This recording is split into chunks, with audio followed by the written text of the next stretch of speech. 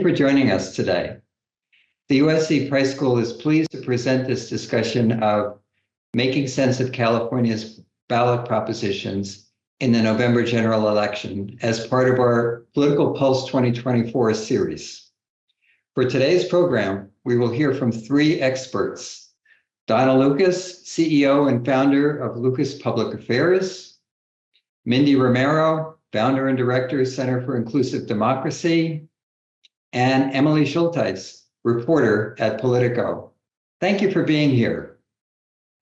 If you have a question for any of our participants, send it to the Q&A on the Zoom screen. We appreciate including your name and organization with your question, and we hope to get to those questions later on. Before we get started, there are a few items I wanted to make sure the audience is aware of. First, the USC Price School is hosting today's program as part of the Political Pulse 2024 series to give Californians a better understanding of the 10 state propositions, 5 legislative measures, propositions 2, 3, 4, 5, and 6, and 5 citizens initiatives, propositions 32, 33, 34, 35, and 36, and the issues they will be deciding on the November ballot this year. Second, the USC Price School does not take or support positions on any ballot measure. To cover as much ground as possible on the 10 state propositions in the next hour, Donna, Emily, and Mindy will limit their responses to a maximum of 2 minutes. The speaking order for questions from me to the panelists will begin alphabetically with Donna, then Emily and Mindy for the first question, and then alternate with each question.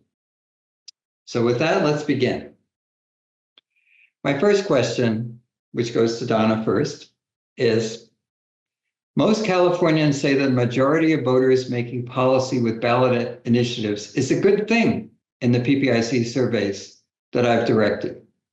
How does the process work in our state that results in Californians this year being asked to vote yes or no on 5 legislative measures and 5 citizens initiatives on the November ballot? Thank you, Donna. Thank you, Mark, and thank you, everyone. It's delightful to be here. And making sense of the ballot, I don't know. That's a tough one to make sense of. I think I've worked in Sacramento over 40 years and have worked on over 30-some ballots, because the governor is also allowed to call a special session and put ballot measures on there. But like a lot of Californians, you're probably thinking, boy, you need a PhD to really understand the ballot. But as Mark said, most Californians really want to vote on ballot issues. They want to be part of that. And there have been attempts in the past to try to change the process, but California voters want to be part of it.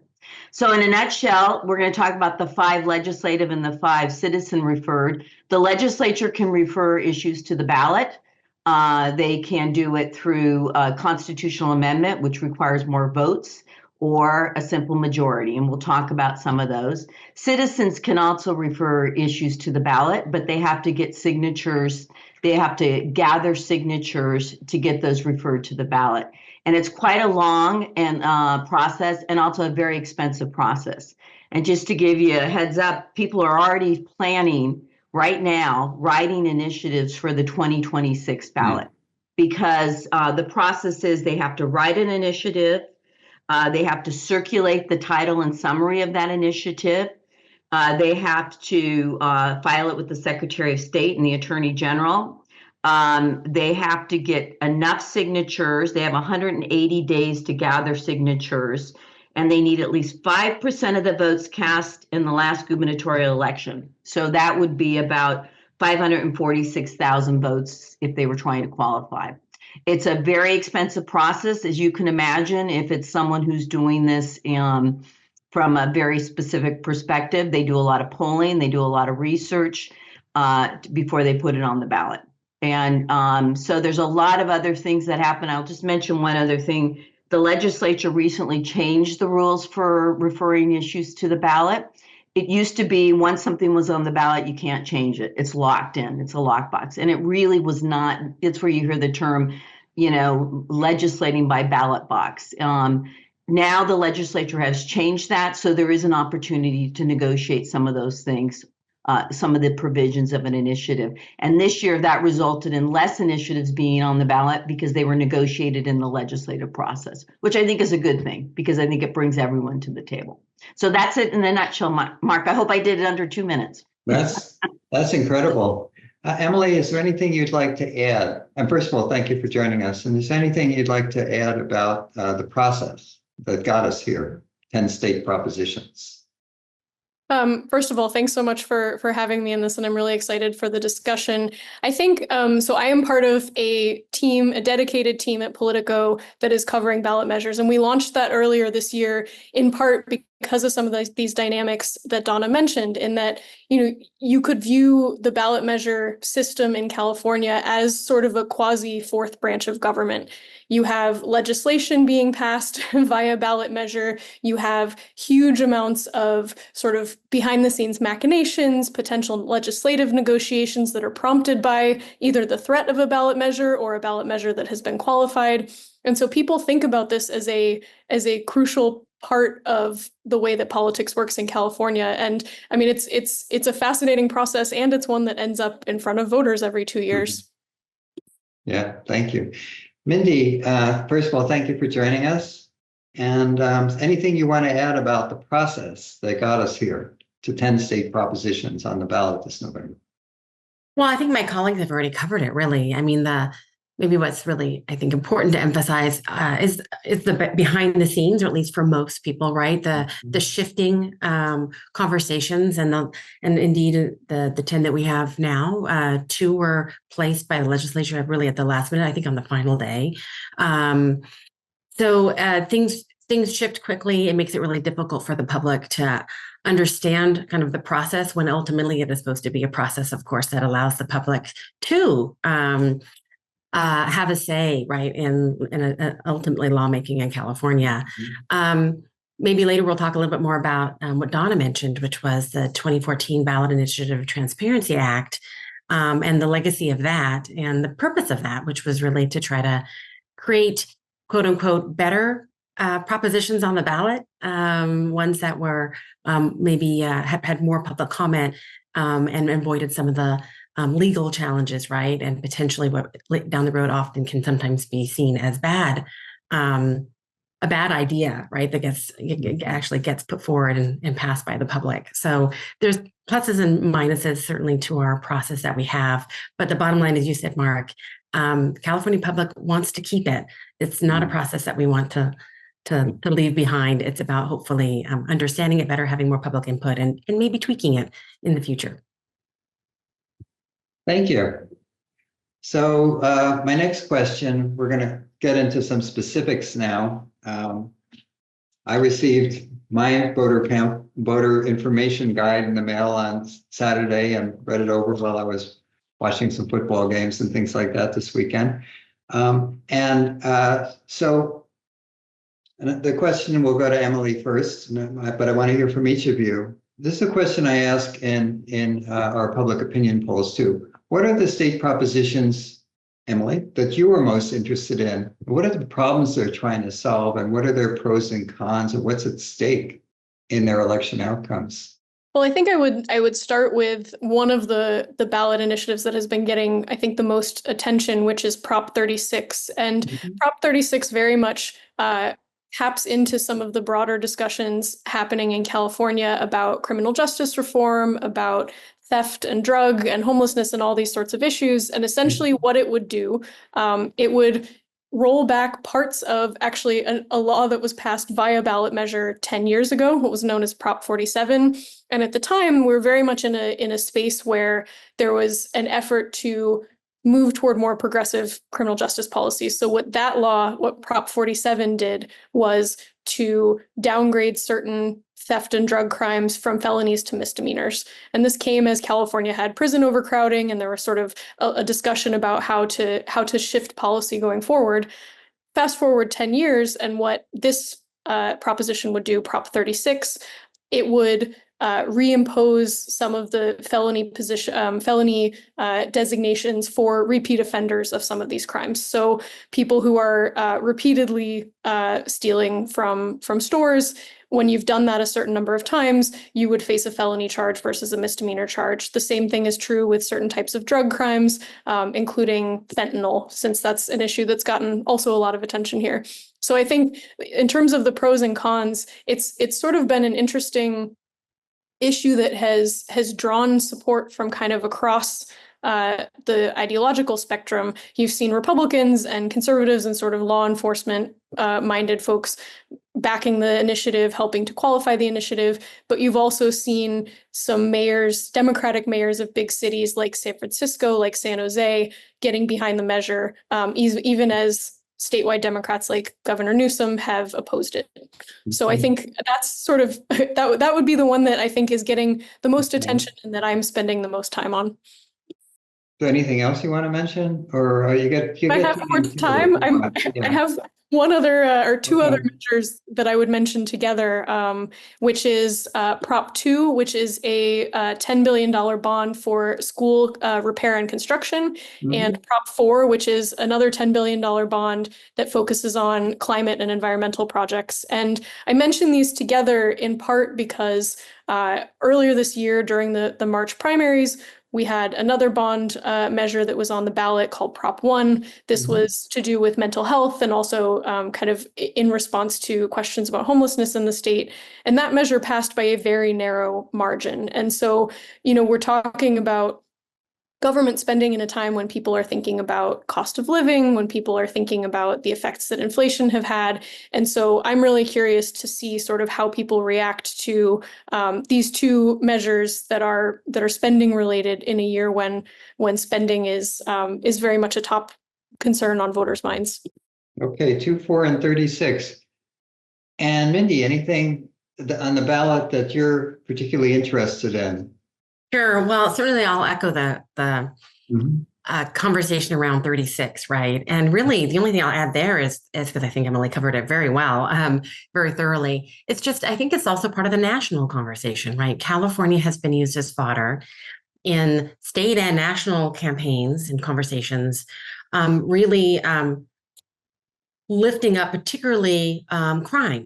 Right. And this idea that, and much of it, of course, emphasized to the degree that is absolutely not fair or inaccurate, but still discussing California as kind of a state infested with crime, and that it's been done so by, or at least it's been promoted, right, but at the hands of Democrats, and don't have Democrats control, your state or your country, because it'll be like California.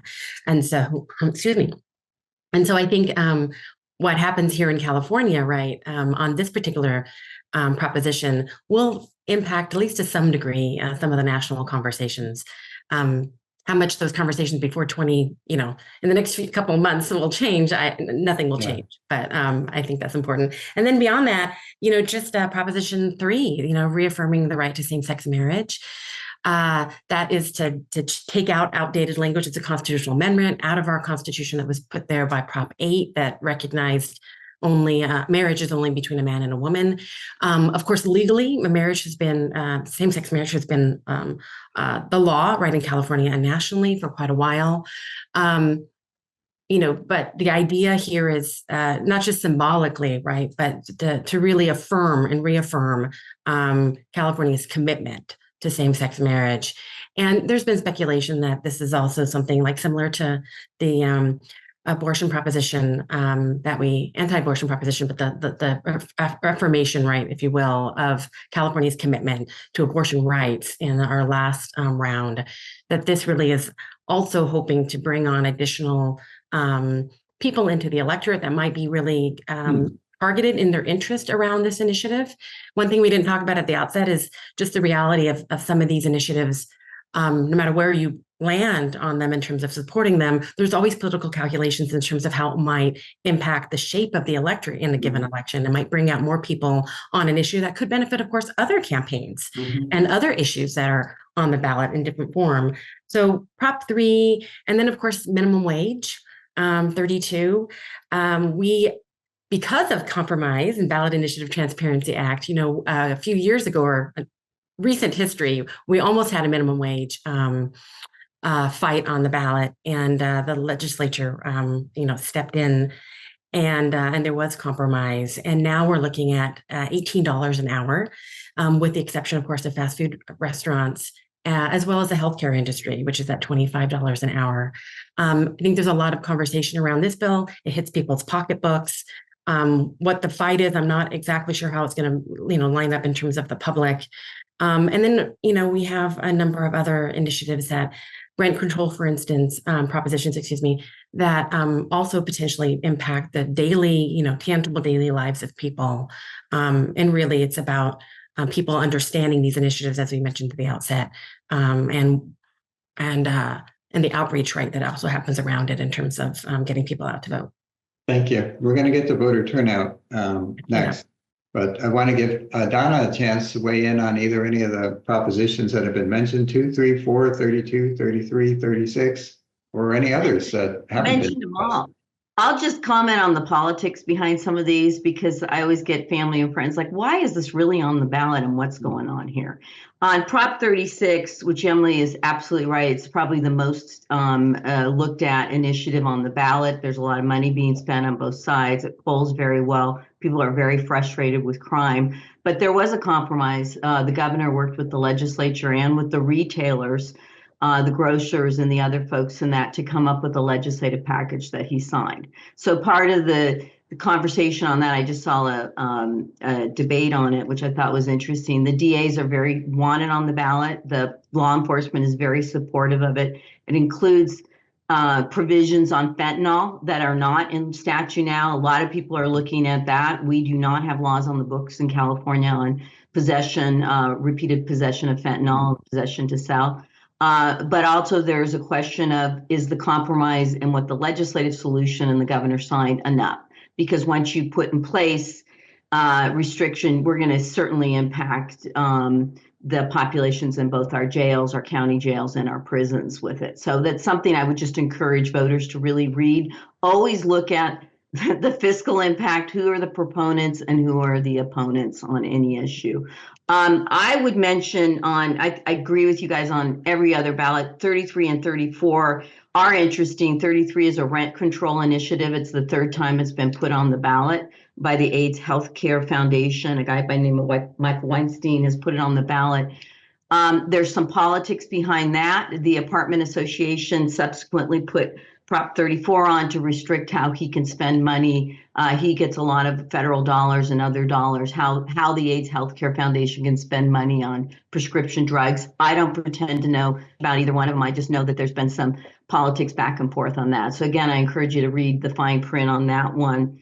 The bonds are always a challenge. I think just like we saw Prop 1 barely met it.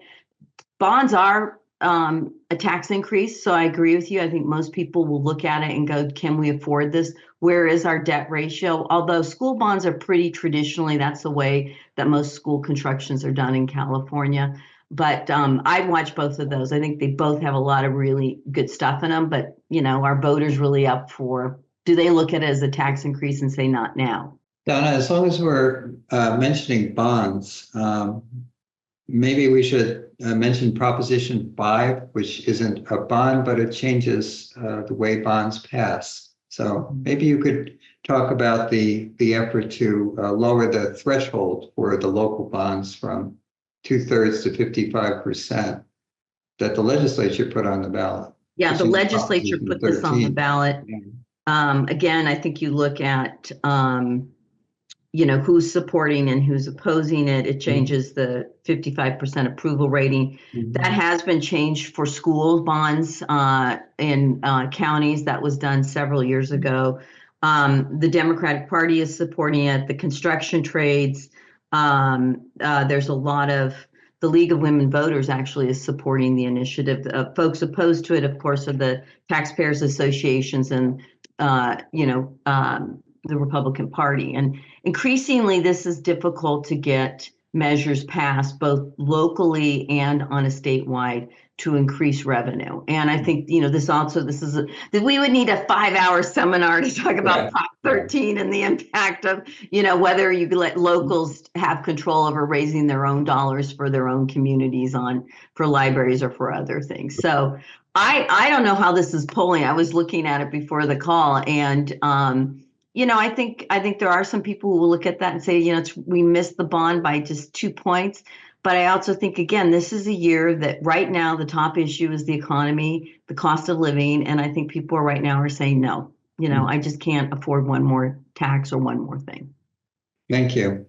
So, Mindy, I want to come back to the issue of voter turnout, which you mentioned, because I think this is a presidential election year, and top of the ticket is the presidential election. Are there state propositions on the ballot that you think are important enough to have an impact on voter turnout, and why? Yeah, I mean, I think, well, really all of them matter, right? And voters should be paying attention to them. Mm-hmm. I think the ones that we've already talked about in terms of, that are tangible to people, the people at least feel often that these are tangible issues to my life, to my community.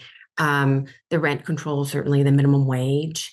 I would say, depending on the issues that you care deeply about, the Proposition 3 for same-sex marriage, right? Reaffirming the right to that is also important.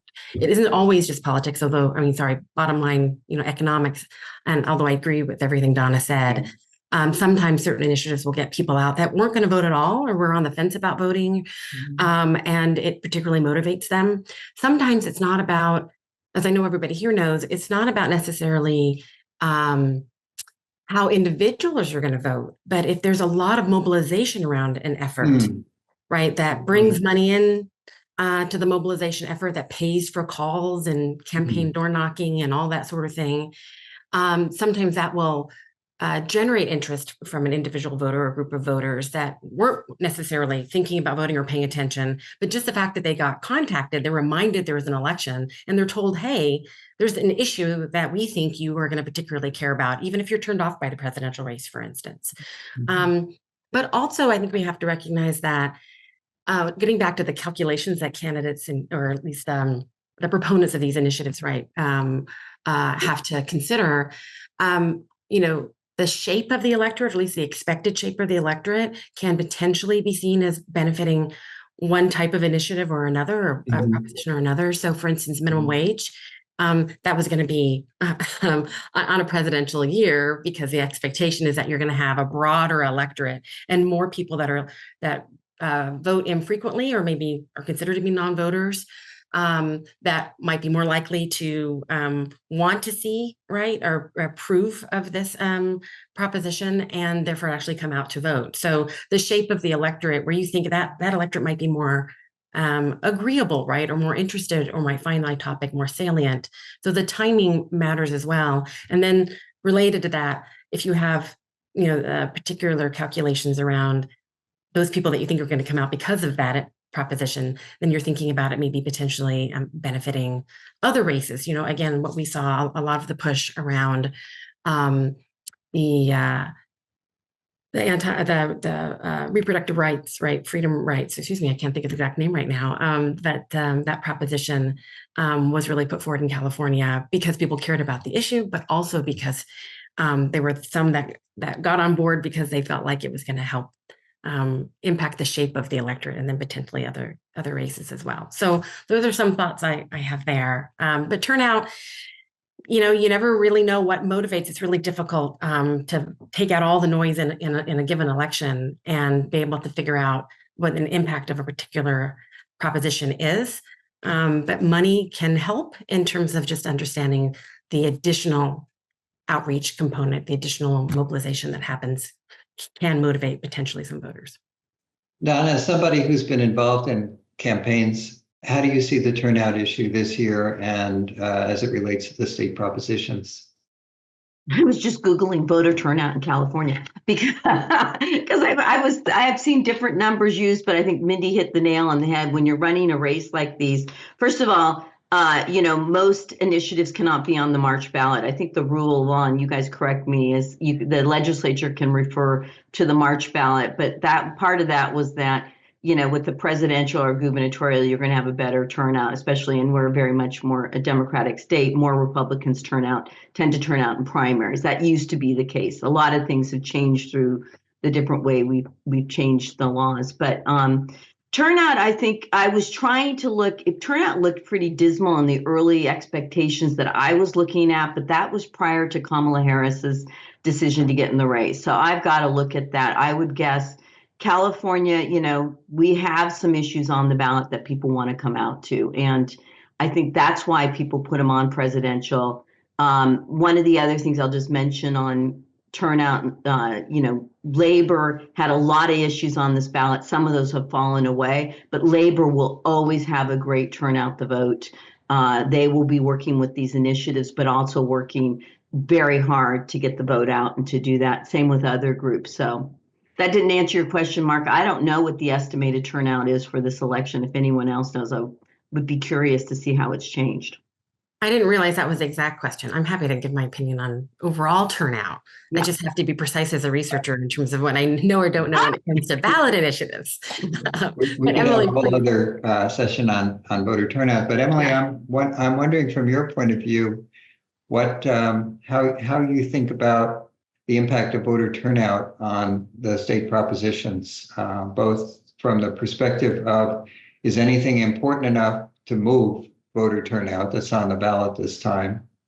And then do you think the turnout could impact the fate of any of the 10 state propositions on the ballot? Echoing Mindy, it's difficult for us to necessarily know, to look at an election with a presidential race, with competitive House races, with a Senate race, with all these things, and sort of know what role ballot measures will specifically have. But I think what we can speak about is the focus that they put on certain issues, and the focus on certain issues can have sort of a ripple effect on other races as well. And so, for example, I mentioned when I was talking about Prop 36 earlier that this is something that Governor Newsom and other statewide Democrats have largely opposed. This is for a number of reasons, including policy reasons, but there's a political dimension of that as well, which is there are several very competitive House races in California that may or may not determine the control of the U.S. House after November. And so if you are in a swing district and you are forced to talk about sort of crime, rule of law, public safety, some of these issues, that might not be as favorable a topic for you as a Democratic candidate trying to either win or hold one of those seats as it might be for a Republican. And I think it's part of why you are seeing people kind of crossing party lines when they talk about Prop 36, and some of these vulnerable Democrats have supported it. But I think, ballot measures can shift the discussion towards certain topics in ways that can have impacts elsewhere on the ballot. And that's I think the one thing I would add to what we've said about turnout thus far. And if I can ask a follow-up question on that, are there any particular propositions that you think could surface in either the legislative races or the presidential race that could impact turnout? Who turns out to vote? There may be certain parts of the state or certain districts where other measures would have this role, but I think given what we've talked about in terms of Prop 36 and this kind of crime, retail theft element being part of a broader national story being told about California right now. I mean, you had former President Trump. He didn't name it. He didn't name Prop 47 itself, but he referred in a speech several weeks ago to provisions of Prop 47, getting some of them not totally correct, getting Kamala Harris's position at the time not totally correct. But I guess what I mean to say is I think that plays into not just the discussion in House races, but also this national discussion as well. Very interesting. Donna and Mindy, before we move on to the next question, is there anything that you want to add? I'm watching you shake your heads and just want to make sure that there isn't anything that you just feel is important for our audience to hear. The only thing I would say, and I thought, Emily, you hit the nail on the head on Prop 36, because that's going to be very challenging for some members to oppose that. But I also want to say, as a consultant who, I don't have anything on this ballot, but have run initiatives on the ballot, we do look at the voter turnout. What is a presidential voter turnout going to look like? How are you? And remember, when you run a campaign, you've got everyone on your side and you've got everyone who's adamantly opposed to you. It's that in between that you got to move the voters. And how are you going to move them in that? And so, voter modeling is a very big business.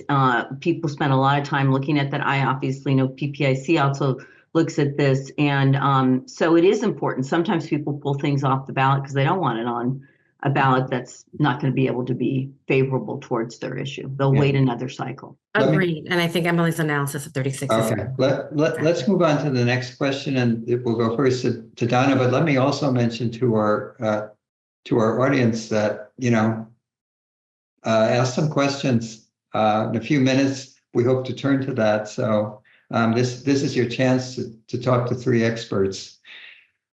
So the next question I have is that many Californians believe that special interests have a lot of influence on the ballot initiatives today.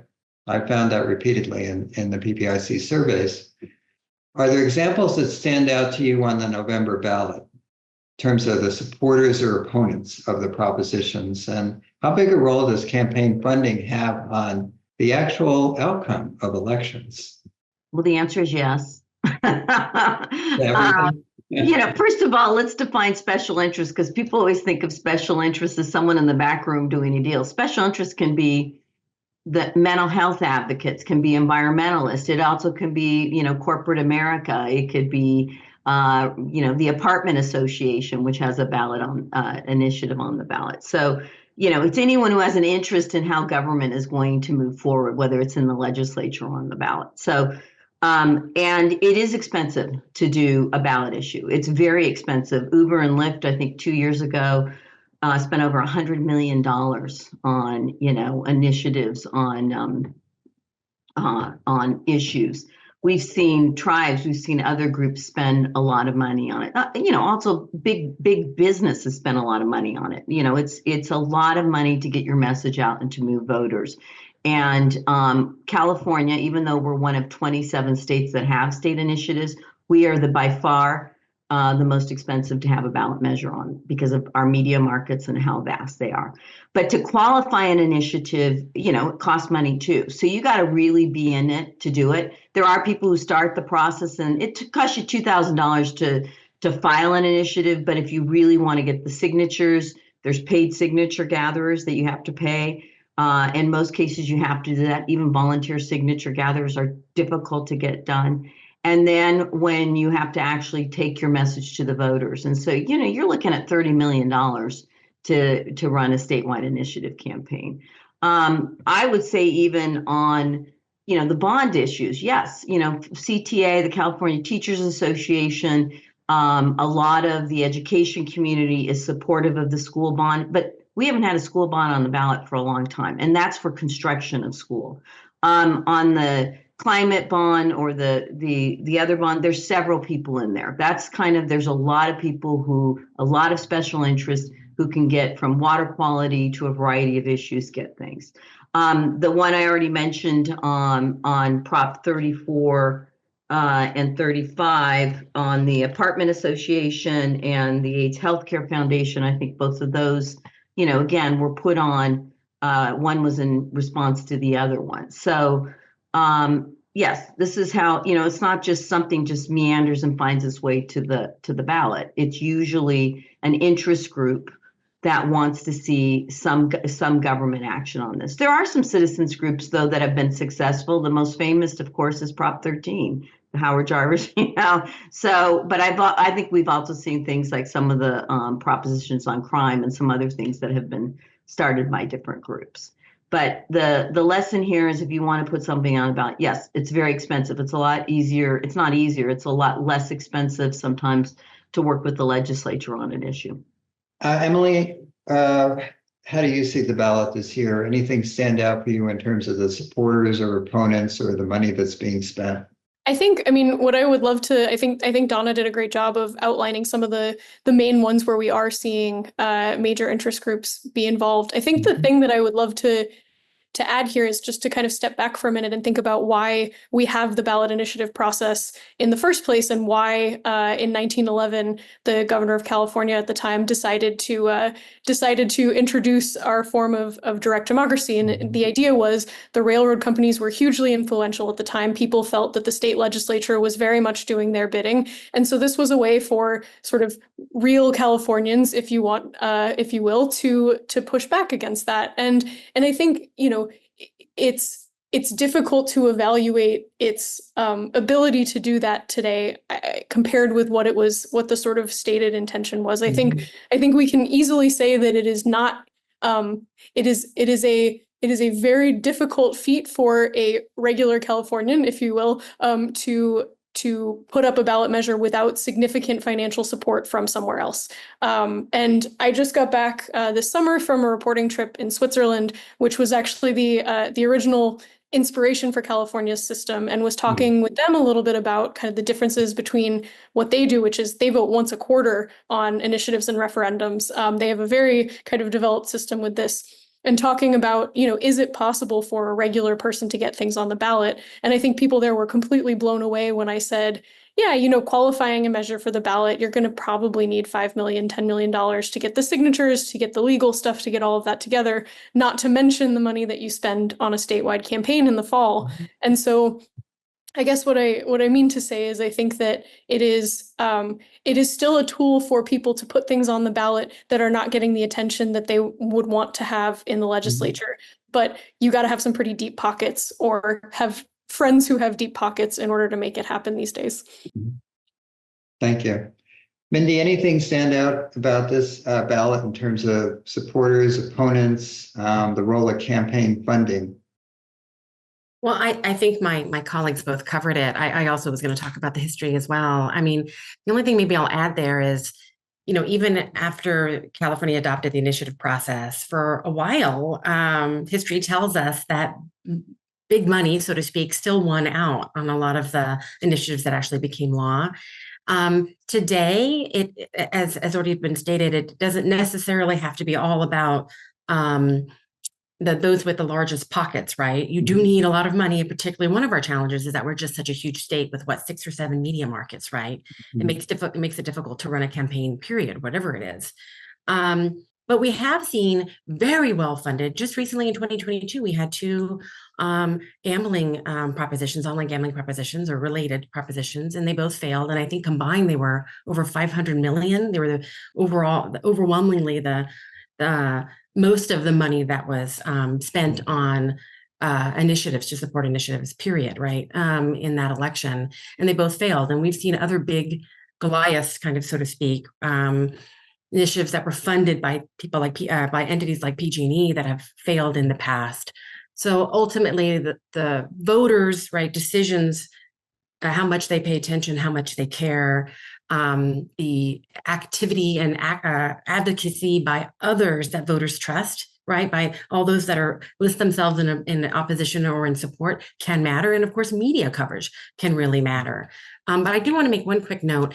In the official voter guide, it doesn't tell you a whole lot about who's actually opposing or supporting, right? It gives maybe, I think in most cases, just like the official kind of coalition that's come together on most of them. And so voters, because they are complicated, because they're confusing, because it's legal language, voters do use shortcuts, just as they do with candidate races. And they need that information. And it's really important, right, to be able to go beyond the voter guide, to go to sources that give voters more information and help them decipher, right, and determine what's important to them. Thank you. That helps mitigate the money. No, that helps a lot. Yeah. Thank you. Okay, so my next question, which will go to Emily first. Most Californians think there are too many state propositions on the ballot, according to every PPSC survey that I've ever done on the topic. There were actually 17 state propositions that qualified for the November ballot, and now there are 10, right? Record number were withdrawn by the proponents when the legislature agreed to compromise bills. There were some other reasons for why they dropped off. But what are the pros and cons of withdrawing ballot initiatives for this reason? Given that voters are saying We have too many ballot measures to begin with. Well, I think Donna spoke about this a little bit earlier, this idea that before this particular policy, before the legislation that created this process to remove something from the ballot, let's say that you put something on the ballot as a proponent, but you either don't have the money to support a general election campaign, or you do get a deal with the legislature that gives you some of the priorities that you wanted, that measure would remain on the ballot, and voters would have to wade through that along with all of the other ones. And so the benefit is very much that the things that are ending up on the ballot are things that the proponents still intend to, in most cases, still intend to fund or still want to have an active campaign about, and that haven't been made maybe moot by some of the things that have happened in the legislature. I think I don't know if I would say this is a downside, but it certainly adds complication to the whole process. Now that we've had that system for a decade, you've started to see people qualify measures for the ballot solely or primarily with the purpose of getting a legislative compromise. So, for example, there was a ballot initiative to repeal the Private Attorneys General Act, which is a sort of labor law violation related thing that is quite complicated to get into the details about. But this would have gone before voters, and voters would have had to also sort through this policy if there hadn't been a legislative compromise on the issue. And the people who were behind the initiative had made it very clear that they were interested in some sort of legislative compromise. They had been running ads encouraging your lawmakers to fix the Private Attorneys General Act. And so you've seen it now, it's both a way to keep the ballot from being as massive as it could, and has become a tool for people looking to get the legislature's attention on something that they haven't been able to get attention on in the past. Mindy, would you like to add anything to that comment, or about the too many ballot measures and the whole system now withdrawing them? Yeah, again, I think it just goes back to, Ballot Initiative Transparency Act and the goals around it. So I think what we've seen in terms of its impact has largely been just what Emily said, right? Encouraging or enabling legislative compromise, but also just, gamesmanship, right? In terms of strategic kind of playing of the process. It also, though, was supposed to, it provided a 30-day comment period. It enabled those that submitted a ballot initiatives to be able to withdraw them. They had up to 5 days after the comment period. That the idea was that people would hear from the public and experts and others, and maybe amend or craft, right, or a better initiative, if you will.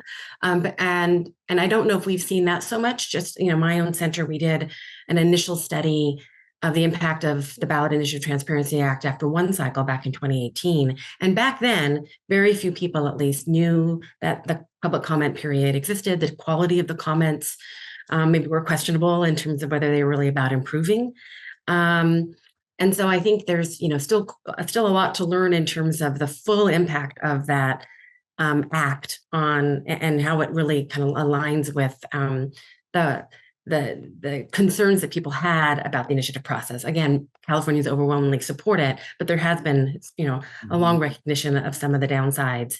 And at least at this point, what we're seeing is just the legislative compromise element of it, but not necessarily a lot of impact or opportunity or involvement of the public, or at least that we can tell in terms of making them better. But what better means is also a highly subjective thing, right? And how do you measure that? Thank you. Don, anything you'd like to add? Yeah, two things. I think you had a great point on that. There were several things taken off the ballot, and if you look at what the resolution is, there's a compromise made. And so that's how our government should work. As someone, I've worked for 2 governors, I've worked in government. One of the most challenging things right now is that our state budget is locked up by initiative mandates. So a governor or a legislature really doesn't have the ability. People always say, I'm going to come in and change the whole budget when they run for governor. I'm like, yeah, it's mandated. Prop 98 on education. There are certain things that have been done through the initiative process. So I kind of like this reform. I think from a good government perspective, it's made the groups come to the table to each other instead of having, hey, I'm going to have a huge fight on the ballot, or maybe I can get something done beforehand. I think it's been a better process for getting compromise done in the legislature and with the governor's office. One thing is we talked about voter turnout, we talked about the financing. The other thing is that, when you are a quote labor, business, or different groups, you're looking at where are you going to spend your money in an election cycle? And, is it going to be on House races? Is it going to be on legislative races? Or is it going to be on ballot measures? And if you can remove a ballot measure and take that off the table, then you have much more resources to spend on other things. And I think that comes into the calculation on this too. So I think it's important to recognize that. I think overall it's probably better. One of the challenges also, and having worked for a governor where we had several ballot measures passed during his tenure, to implement that in government is challenging because it's, what you read in a ballot measure isn't sometimes a fully baked law. And so I think that's part of the equation too. Thank you. I have a lot of other questions I'd like to ask you, but I want to turn to some of the audience questions now. There are 3 people who mentioned Prop 35, and we haven't mentioned Prop 35 today. So one person says, I'd be interested to hear the panelists' thoughts on Prop 35 and the potential impacts on care for Medi-Cal beneficiaries if the measure passes and does not pass. Somebody else just plain said, please go over Prop 35, So I hope you will talk about Prop 35. So can somebody talk about Prop 35, please?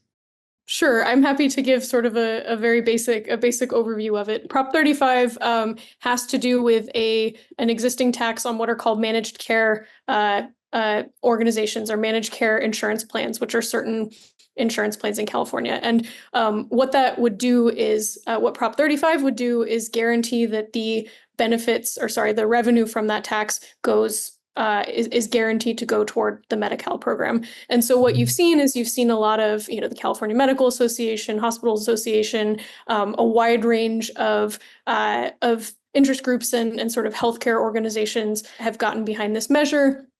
You have seen on the opposite side of things, there's not really been a formal opposition to this campaign. There are a handful of organizations that have come out against it, but they're not really running kind of a full campaign. But the argument against it, and this is something that Governor Newsom has also spoken about, is that in the past, and actually not just in the past, this year, when budget deficits come to the fore, being able to shift some of that revenue into other parts of the budget to help balance the budget deficit has been a strategy used by governors past and also used by Governor Newsom this year. And so the argument against it by Governor Newsom, by some of these other organizations that have opposed it, is that it reduces the flexibility of the California state government to plug other sort of budgetary holes as opposed to focusing specifically on getting this money to Medi-Cal. Anything anyone wants to add about the pros and cons, supporters, opponents, anything else on Prop 35, since we got 3 questions from our audience?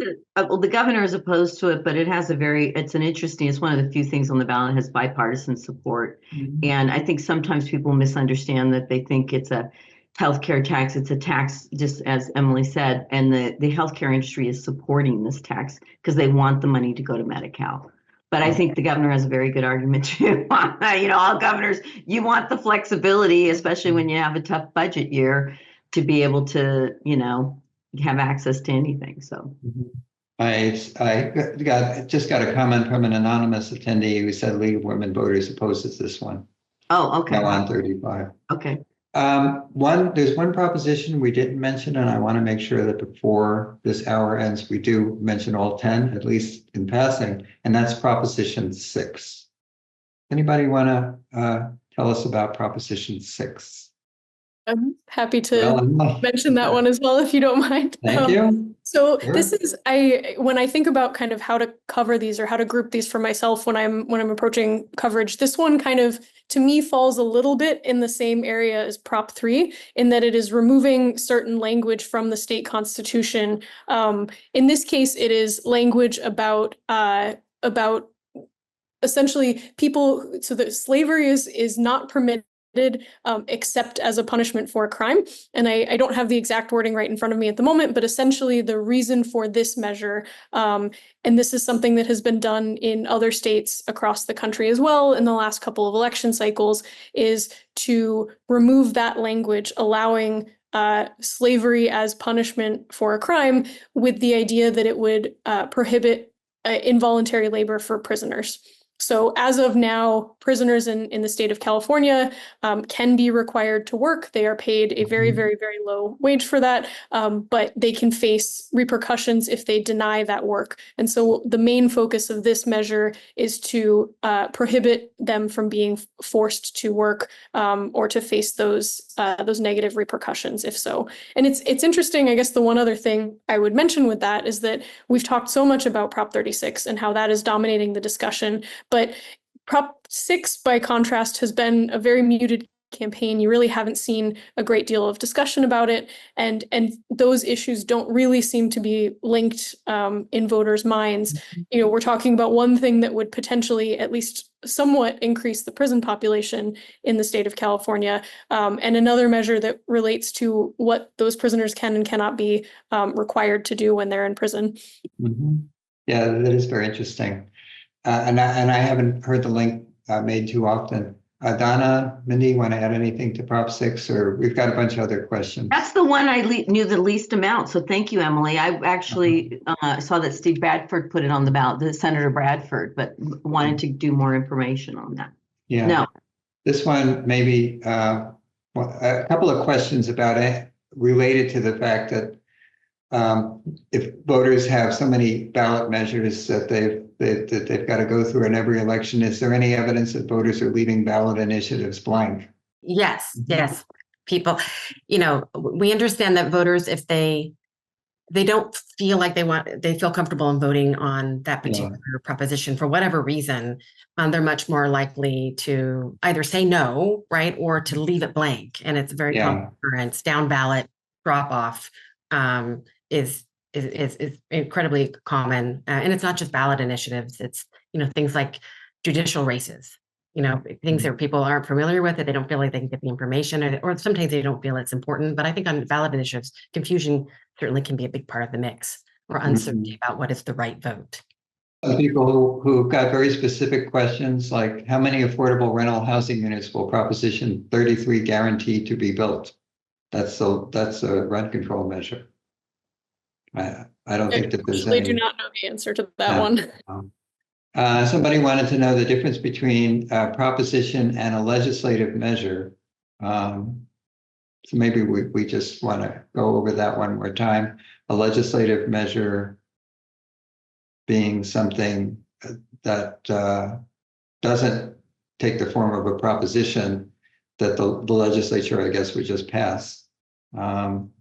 Is that referring to legislatively referred?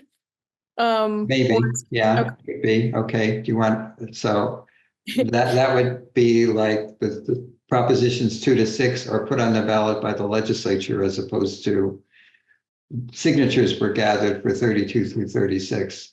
The referendum versus an initiative. A number of people saying that they wish that you would just go through each ballot measure and tell us yes or no, what a yes or no vote would mean. So this leads me to a question I would like to ask the three of you, and that is, if many people that we talk to in our polls say that ballot measures are confusing, that there are too many of them, where do you think that voters should go to find information they can trust on how to vote for state propositions? I'd like to hear from each of you on that. Maybe we'll start with Donna.